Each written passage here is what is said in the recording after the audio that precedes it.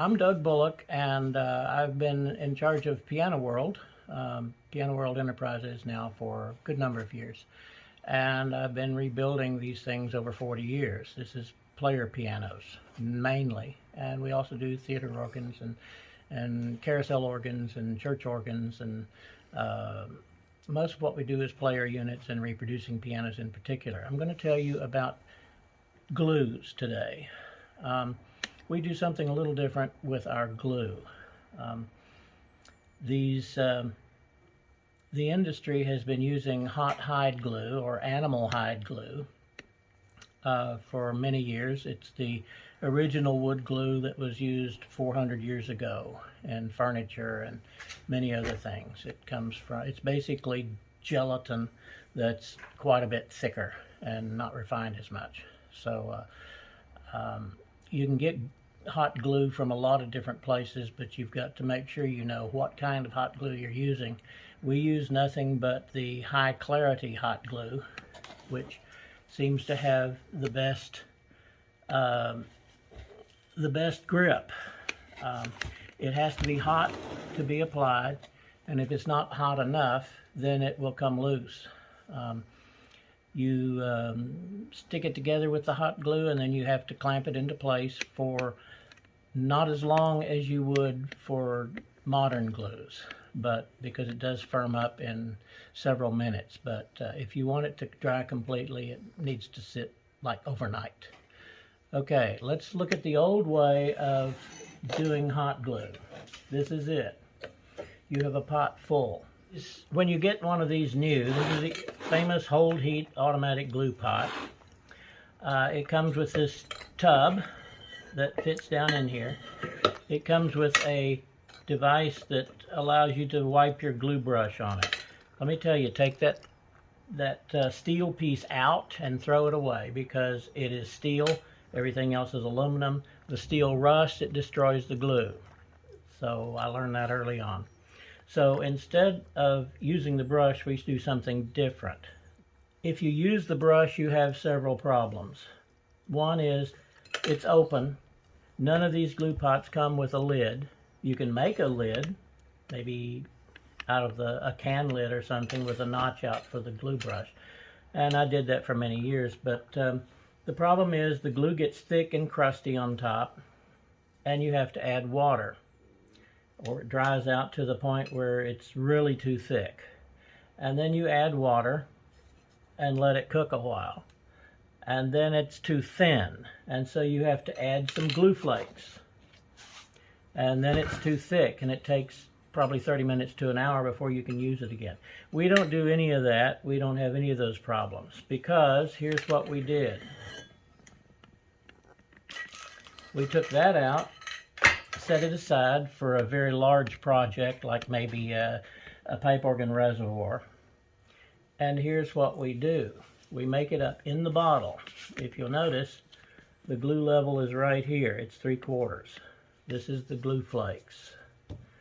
And what we're going to do is we're going to put water in here and stir it as we add the water, so that we can see the water going all the way down to the bottom. You don't want any dry flakes. So while you're adding water, you're going to be shaking it, making sure the water, and you may be stirring it with a screwdriver to make sure it goes down to the bottom.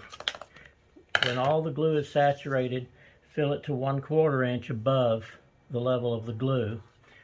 Put the lid on and set it inside the hot glue pot. Here's what we use.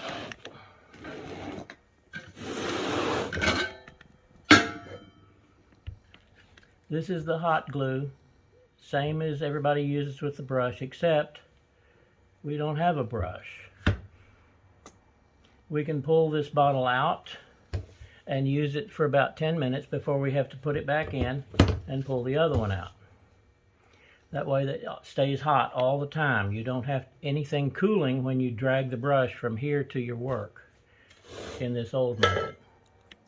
You can make it in the bottle like I told you, or you can make a big vat of it in a double boiler on the stove at home. That's what I like to do, and then I'll fill probably a dozen of these bottles up with the glue like this. Anytime you leave the glue, you need to put it in the refrigerator. If you don't, it will have glue, it will have mold all over the top of it, and if it's too bad, it will destroy the glue. You can't use it. If it's in this and you leave it out of the fridge, it will form mold on the top, and you just take that and put some water in there while it's firm. Rub your finger in there, get the mold off, pour it off, make sure you got all the mold off, and then you can put it back in the glue pot and use it. Okay, in rare occasions you need this glue, but you know it's going to take a while, so you want it to dry much slower than hot glue sets up. So that's what this stuff is. It's Franklin or Titebond hot hide, liquid hide glue. It's not hot, but it's the same stuff. This just has thiourea added to it so that it stays a liquid and you don't have to heat it.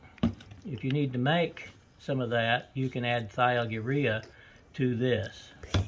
Or the old guys used to actually make up their new hot glue using the first morning's pee.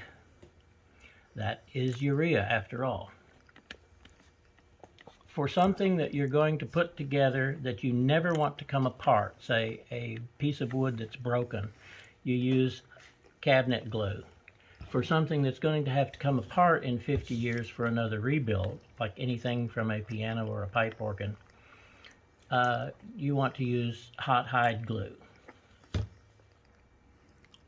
So once you've got your glue made up and in the bottles, you can fit 3 of these into the glue pot without this thing.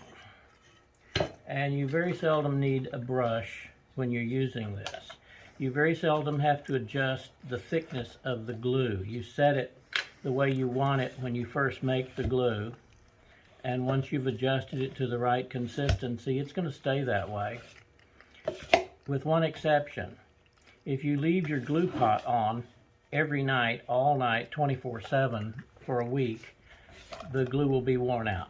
It'll be very thin and doesn't have as good a bonding quality. So we have a timer in the shop so that the glue pot, since we use it every day, the glue pot comes on about 30 minutes to an hour before we come in the morning, and it shuts off about the time we leave. This keeps the glue from going bad. Now, if you're going to use your glue pot like this instead of this, you've got to make an adjustment. The temperature that this likes the best is 140 degrees Fahrenheit. This is an adjustment. It's a knob that you can control so you can adjust the temperature of your glue pot. And you can see where the heat comes from. It's around the sides. It works fine with these in here like that. I did this because I liked it much better. And this is quite hot, and it heats the glue up a lot hotter, faster. Wow, that's heavy. So that's the first run of the glue pot.